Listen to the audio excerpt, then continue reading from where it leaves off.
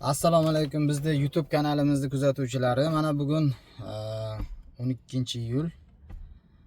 Biz mana shu Belarusiyada biznes qilayotgan odamlarga ish berish bo'yicha Instagramga video joylagandik. Mana akamiz Uchqo'rg'ondan qurilish bo'yicha ishlar ekanlar.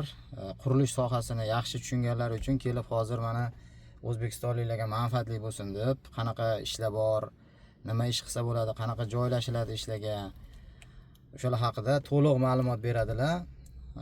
Keyin kam kurslarini o'sha kommentariyaga yozsanglar javob beramiz. Akani ham atmetga qilib qo'yamiz. O'zlariga ham bemalol aloqaga chiqib so'rab joylashsanglar bo'ladi. Aka, mana Belarusiyada qurilish sohasida nima ish qilasizlar? Shundan boshlang. Birinchi. Assalomu alaykum. Meni ismim Sharobiddin. Uchqo'rg'on tumanida o'zi o'tganlaring. Biz shu qurilish bo'yicha gipsokarton, отделка, kafel, shkaturka mana shu ishlarni olib boramiz. Endi qo'lidan qanaqa ish? Faqat elektromontaj, svarka, santexnikalarni qilmay qo'ydik. Chunki bu yerda shunaqa tartib ekan, kim nimani qilsa o'sha bo'yicha yurilar ekan.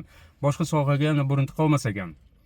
Bizning kompaniya, men ishlayotgan kompaniyada faqat shu aytib o'tgan anaqa bo'yicha anaqalar ekanmiz. Bitta narsasi bu yerda yoqib qolganda Belarusiyani yolg'on yo'q ekan bo'ladi, Rossiyanikiga o'xshab. Aldashlar yo'q ekan bo'ladi. Ko'chadagi yurgan militsiyalar ham sizga pashangizni pish deb qo'ymas ekan. Eng zo'r narsa hurmati zo'r ekan. Bir adashib qolsangiz, shundan so'rasa sirazi topib aytgan joyiga sizni jo'natib yuborishar ekan. Bundaqa narsalar yo'q ekan. Patent yo'q. Naqadar yo'q, naloglar yo'q. Bitta narsa firma bilan 1 yilga shartnoma qilasiz. 1 yilgacha ama boshqa firmalarga o'ta olmaysiz. O'sha firma bilan ishlashingizga majbur. Agar kasal bo'lib, yana qilib ketsangiz, o'shanda sizga anaqa qilib yozib qo'yasiz.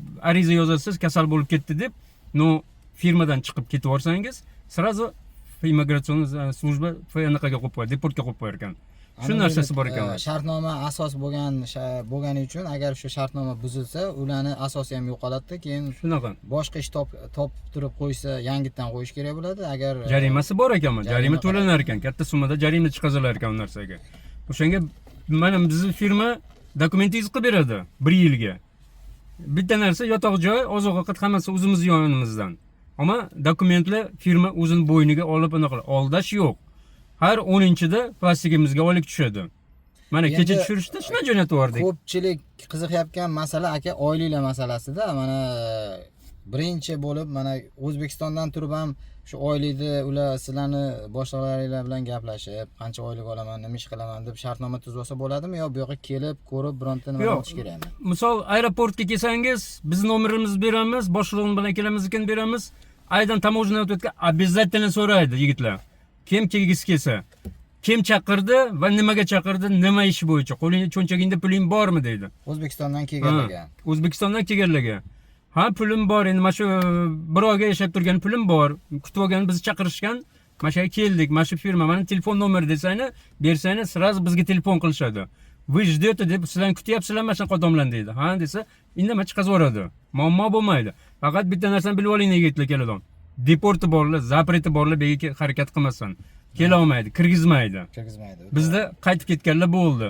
Keyin kasal bo'lib, o'zi kasalligi bo'lib turib, bega kelib turib, anaqasi kuchayib ketsa, shunga ham ehtiyot bo'linglar.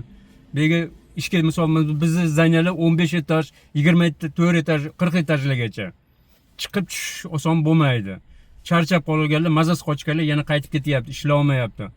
O'ziga uverin bo'lganlar, hamma самое главное ishiga javob beradiganlar bo'lish kerak. Men ishlaganman deganda kelib managa kelib topshira olmayapti. O'shanga tushib qolmayman yigitlar. Oyliklar aka ishbaymi yoki dogovor? Ishimiz dogovor.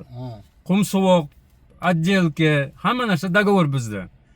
Ishlashingiga bog'liq. Necha pul mana masalan oddiy o'sha отделкani tushunadigan ustalar necha pul topoladi? Aytayapman-ku, mana hozir 11 ta bola bor. 11 ta bola bor. Mana kecha yigitlarim endi bekitish anaqasi yo'q. 1300 1000 yanaqadan tushirishdi. Dollardan. Ha. Dollarga. Men bekitadigan joyim yo'q. Men o'rtada посредник emasman. Men просто brigadirman. O'rtadan 10% yo'naqa yediganlar yo'q bizda. Bo'ldi unaqa narsalar, ko'rdik unaqa narsalarni. Bizda unaqa narsalar yo'q. kelamiz, mana narx navolarni aytamiz, dogovor qilinglar, ishlanglar. Misol podsobnik ham kerak emas. Shuni bittasini aytib qo'y, podsobnik kerak emas. Hamma usti o'zi bilib ishini qilish kerak. Shunaqasida bor. Ha, o'sha qoidalari bo'yicha ishlasa, Ha, 1300 qoida dollar keyin ishlaydi. mana bu yoq biladi, qoidani buzish kerak emas. Minskga kelgandan keyin svetoforga ham svetoforga qarab o'tish kerak. Jarimalar ko'payib ketsa, deport ham bo'ladi. Ha, unaqalarini endi tushuntirib, sekin bu Belarusiyada oldin yurganlar tushuntirib qo'yadi. Yotoq joyi, yeb ichishlarga qancha rasxod qilasizlar, qancha Короче, uyga jo'natasizlar keyin. To'ppa-to'g'ri savol berdilar hozir. Ko'pchilik shu narsa qiziqtiradi-da. Bitta yotoq joyimizga boshqa joylarda kunbayiga 16 rubldan to'lar ekan, kunbayiga. Bizda kunbay emas. Bizda 150 rubl, 350 rubl to'laymiz bir oyga. Bu 120 dollar где-то. Ha, shunaqa bo'ladi. Kvarplata, malobatdan to'lamaymiz. Hammasi o'sha propiskani mana shu yashaydigan joyimizga qilib beradi. Ha, u tekshirib turishadi uni. Ha. Hostelmi endi u yo kvartirami? Qanaqa? Yo'q, mana shu yerda dachalar bor-ku mana Ha, ular. частный uy. Ikki etajlik. Shunaqalarga qo'yib Ichida qo'yishadi. hammaga yotoq joy qilib Hammasi qo'ygan. yotoqlar bor, unaqalar bor. Haligi klapim-lapi degan narsalar yo'q. Yo'q, Juda toza anaqa. tozalik bu yoqda birinchi o'rinda. Unaqa yozishyapti, klapa, даже ana qishloqda uylarda ham klapa yo'q bu yoqda. Bu yerda to'ppa-to'g'ri shunaqa narsalar yo'q ekan. Derivyani uy bo'lsa ham, ammo toza anaqa qilsa, no qarab o'tirishiniga bog'liq yigitlar. Hamma narsa. Mehnatga bog'liq. Mehnat. ekan. Uying yashaydigan joyingni ham shupurib o'tirsang, chiroyli o'tirasan.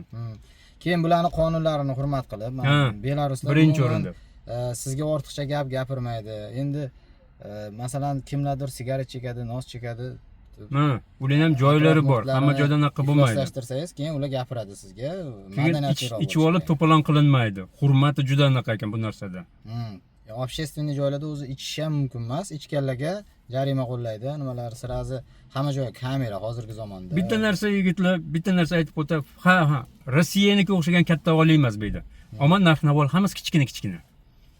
Sheydan ishimizga yetib borishimiz borig'i 1 so'mi 15 degan turadi. Salkam 20 kilometr, 10 kilometr yursang ham 1 so'mga borib yetib borasizlar. Produktlar ham arzon. O'shanga yarasha oylik ham berdi. O'zlar eng katta oylik bo'ladi. Katta anaqalarda ishlaydi xolos. Qolganlarniki hamma stabilniy oylik ekan.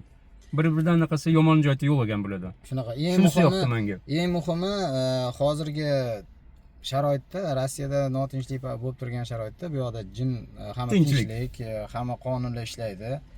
Shuning uchun faqat ish berdingmi, ishingni qil, pulingni ol. Shu. Agar bizda mana menga murojaat qilayotgan o'sha usta akalarimizga sizni nimangizni bersak, sizga chiqishsa ish bor-a bu yoqda? Ish bor. Hozirgi momentda mana kecha gaplashdik, boshliq bilan qilib, mana bu yerda Shurik deb chaqirishadi. Ну что, дальше будем продвигаться или что делать? Moyo mana shu yigitlaring yetadimi dedi. Men aytdim, если тебе нужно dedim. Nima qilamiz? Chunki O'zbekistonda hozir shuncha ishsiz yurganlar. Sen bo'lib mana kecha yaqin prezidentimiz kelib ketdi Belorussiyaga. Shuncha yo'l ochib ketdilar. Agar puli oz demasanglar, пожалуйста, kelaveringlar. Ish bilan ta'minlaymiz. Ishlar bor. Yo'q emas. Sizlardan mehnat, bizdan ish. Shu. Nomerlarini qoldiramiz opisaniyada. Bemalol aloqaga chiqib o'zlaridan so'rab, to'g'ridan to'g'ri ishga joylashishingiz mumkin. Hech qanaqa men masalan umuman посредникlik qilish niyatim ham yo'q. Mana shu narsalar yoqdi. Bu odam shu narsasi yoqdi menga. Faqat realniy ish beradiganlarni, keyin oyligini aldamasdan beradigan odamlarni qidirishda davom etamiz. Kimmi shunaqa ishi bo'lsa Belaruslardan ham yoki o'zimizda biznesmenlardan ham mana Instagramda yoki YouTube'da nomer qoldirsanglar, erinmasdan borib topamiz. Shu o'zimizda O'zbekistonliklar kelyapti. Shu kimlargadir xarajat qilib, pul berib, yo'qotib, qiynalib yurmasin. Shunaqa o'tirib qolayotganlar bo'lyapti ekan. Taksi sohasida ham taksistlar bilan ham gaplashamiz, topamiz. Shu realni qancha pul ishlayotganlarini ko'rsatib bering deyishdi, uni ham topamiz. Sekin-sekin biznes qilaman deganlarga ham ko'rsatib yuramiz. Shu kuzatishda davom etinglar. Likelar bo'lsa ishdan chiqmasin. Mana akamizni ham hozir qo'yib ketaman. Nomerlarini yozib olib murojaat qila olasizlar. Kutamiz. Mehnat kerak bo'lsa, ish kerak bo'lsa, kutamiz bemalol. Zo'r joylar. Ana afsus qilmaysizlar. Yana qanaqa savollaringiz bo'lsa, kommentariyada yozishingiz mumkin. Keyin javob berib, mana aka ham o'sha YouTube'ga kirib javob berib qo'yadilar. Kam ko'slariga. Hammanglarga rahmat, sog' bo'linglar. Tinch bo'linglar.